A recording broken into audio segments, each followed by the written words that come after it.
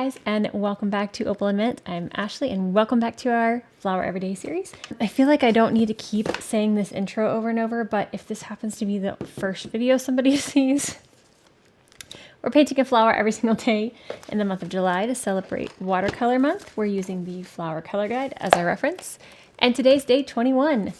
So we're going to be painting the Lily of the Valley today. These are white flowers, so this might be a little intimidating, but these are actually going to be pretty simple. Painting this in a super loose, beginner-friendly way. Let's see here. All right, so we're also using a different paint palette every single day, and we are 21 days in now, and here's my 21st palette. I'm actually getting a little nervous. I don't know that I have, 10 more palettes? I might. It's going to be close. I do have another paint set that's still in tubes that I need to pour into a palette. Today we're going to be using this Holbein palette. This was the first Holbein palette that I poured. This was before I had the entire 108 color set and made my big palette. But this has some beautiful Holbein paints in it. And we're going to use my favorite Holbein color. This is Terra Verte from Holbein. Beautiful green. And then the flowers are white, so we're going to be using a little bit of we might actually use the white. I believe I put a white gouache in here from Holbein. But I might mix this with a little bit of something else, but we'll see. Got our water cups and my little mixing palette. This is not staying.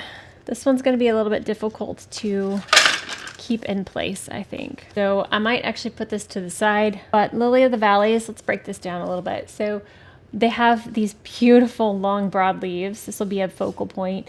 And then the flowers, the little stem goes up and droops down in this little upside down bell shape with little ruffly edges. So I'm gonna actually set this kind of to the side so it's not in my way. I'm going to use this again today, and I think I'm also going to use the same brush as I used yesterday. So this is just a plastic or resin palette that's from Amazon. I'll link it. I don't even know what it's supposed to be, but I use it as a little mixing palette. It's cute. Okay, so for this one, normally I start with the flowers and add in stems and leaves, but I think for this one, because of the placement of them, I want to start with the stems and the little, droopy bit. So I'm going to get some Terra Verte. I just love this color so much. Holbein paints are so creamy. If you are new around here, my two top favorite brands are Daniel Smith and Holbein.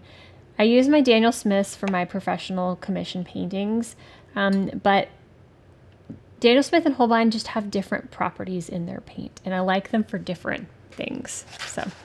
Okay, so I want to keep this fairly simple, like I said, and I want to do maybe a little bit less than that's in the picture. We're using this as our reference and not a direct copy. So let's just take it and go with it. We're going to start with the stem. I'm going to pull this up from the bottom.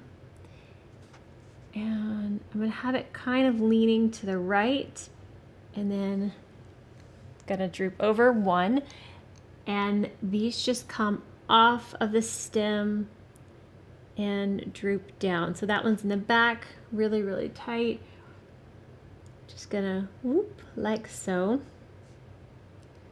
I'm going to have some that are coming off more in the front. Just put a few little whoopy stems coming down. I feel like it needs one more right here. Okay, so kind of like fish hooks coming off of this one stem. I really want to go ahead and do a leaf, but I'm going to do the flower first so that since it's white, we've got some room for it. Okay, so you do not have to use white. I normally don't, but I am going to put a little bit of this white gouache in here just because I have it in this palette, so I'm going to use it. And then if you don't have white, I'm just going to take a little bit of a yellow. I want to really water down this yellow. So you can just take some yellow, you don't need the white, just the yellow, and really, really water it down. And it's kind of got a little greenish hint to it because it's mixed a little bit of that green in, but that's kind of the color we're going for. All right, so we're gonna keep this very basic and simple. For each of these little loop-de-loops, we're gonna make a little bowl, upside down bowl here. So here's our little lily of the valley, just kind of going upside down.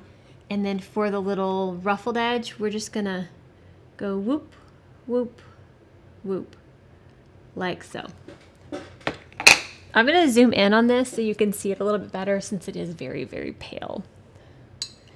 All right, so I'm gonna get some more. Gonna go on this one now and just pulling this down, and then just gonna go curve, curve, and curve, like so. And we may, depending on how this dries, we may go in and put some more details on these. I'm not sure yet. We might like add some shadowing and stuff to, that's really kind of cute. They're a little bit fatter than what I intended them to be. I probably should have switched to a smaller brush, but that is totally fine. So we're gonna have one coming out this way with its little whoop, whoop, whoop. Kind of ruffle it like a little skirt almost. Yeah, I think what I want to do, this one's kind of behind there. So we're going to go whoop, whoop. I think we're going to have this as our starting point, and we're going to take a little bit of maybe a gray or a grayish blue to put a little bit of shadow to give these a little bit of dimension. But we'll do that in a second. So let's do another one. Just think of these as little skirts with a ruffle on the end.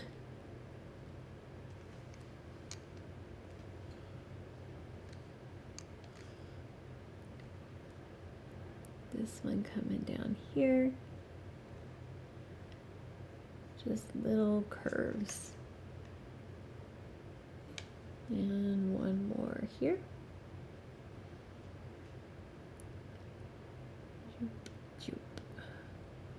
Helps if you make the whoop whoop sounds.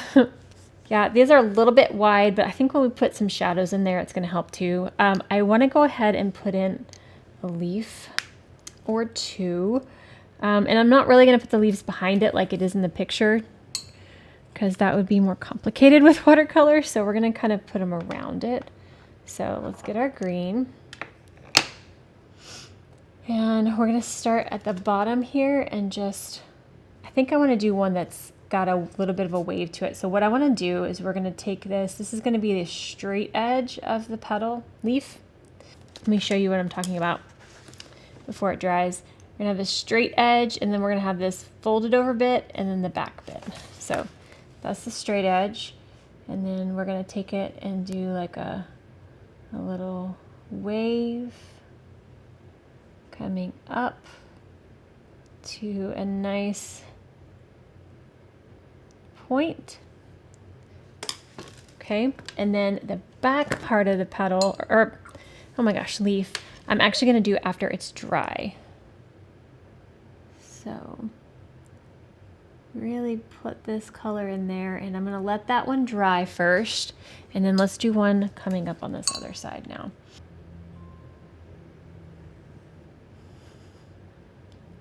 I'm going to have this come here and up like so, and maybe out a little bit here. There we go. I feel like I do want one more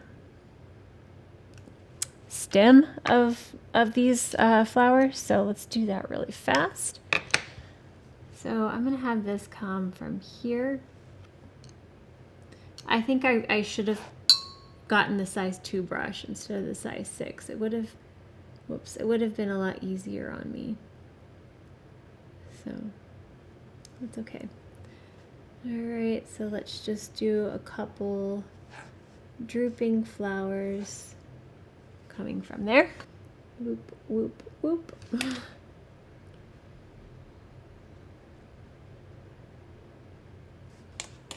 And one more. All right, so I know these flowers are very, very pale, but we're gonna let this dry or dry it, and we're gonna add in a little bit of shadowing. All right, so first I'm gonna do the other side of this leaf. So I wanna add a little bit of yellow to my green just to have a slight different color for that other side of the leaf. And I'm watering it down a little bit so it's a little bit lighter as well. So I'm just gonna pull this through here. And make it go out and up. And then I'm just gonna lightly fill that in, like so.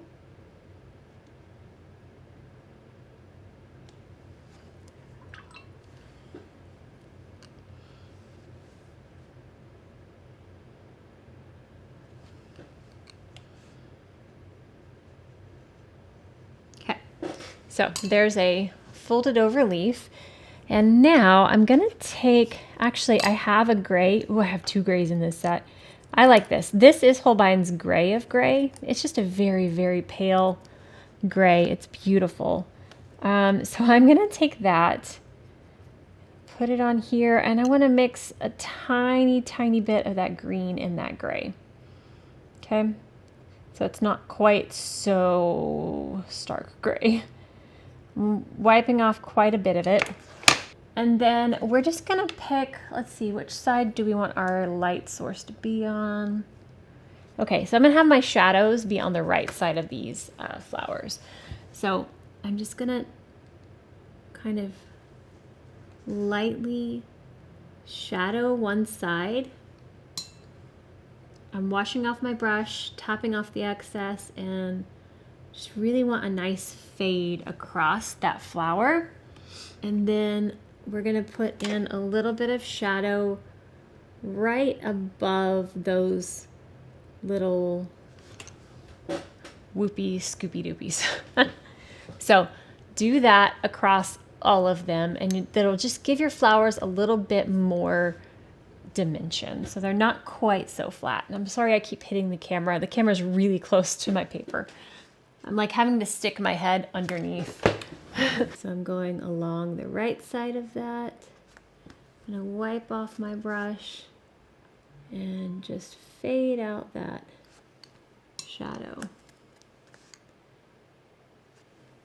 Whoops. It's so close. Okay. And then shadow just above the little whoop whoops.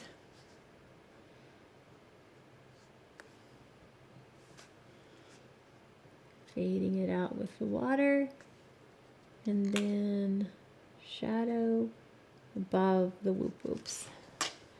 I hope that makes sense, and you can kind of see the flower just a little bit more. We don't want to go too dark because they are white. We want to see that they're light white flowers, but let's see. Go.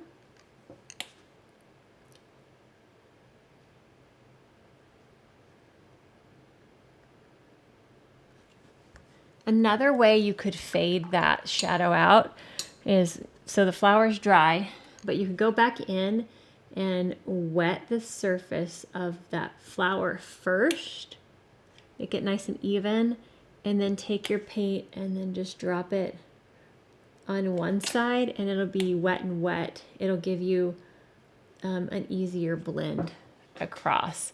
But either way, you're wetting the surface, whether it's before or after, to blend that out. So whatever you prefer doing. If you do that, it might make it a little more difficult to do your little whoop whoop shadows though. This one kind of tucked back there, so let's that. All right, I'm taking a little bit of yellow mixed in with that gray now, just a little bit.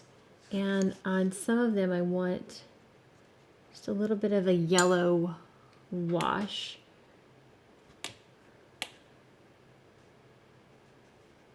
over the flower because some of them have a little bit more of a yellow tint to them.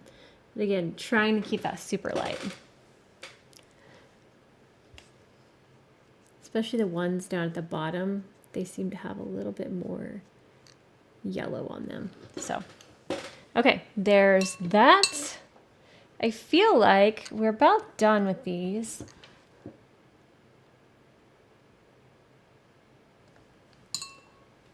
Yeah, let's splatter and see what it looks like. Whoa, that was a big splatter. Lighten that up a little bit. Get a little bit of our gray splattered as well. There we go.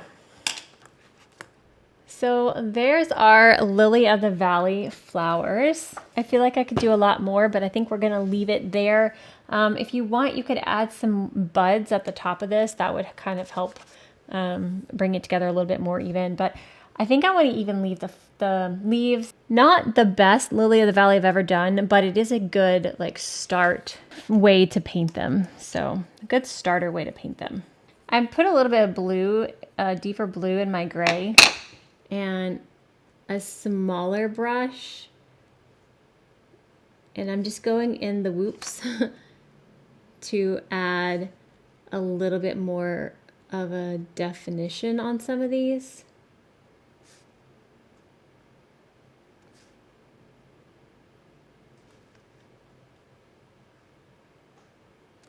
All right, I think that's going to be it for this one. I hope that you enjoyed this episode. I hope you enjoyed this one, and we'll come back tomorrow. Let's see. Tomorrow is going to be whatever this flower is. Let's look at this. I've never heard of this, but a stalk something. I'm not sure, but it's another. My card got full in this camera. So this is my vlogging footage over here. I'm going to close out the video with this one. If you didn't know, I have another channel and I have a weekly vlog. So if you ever want to see behind the scenes of my life, it's called Ashley's Chronic Life. But anyway, that's it for this one. I hope you enjoyed this one. If you did, please give it a thumbs up. And if you haven't already and you want to see our future videos, hit that subscribe button down below. We'll see you again tomorrow for another flower. Bye. What's this? Bye. Why do I keep saying episode? Be still. Stay. Stay. Stay. Words.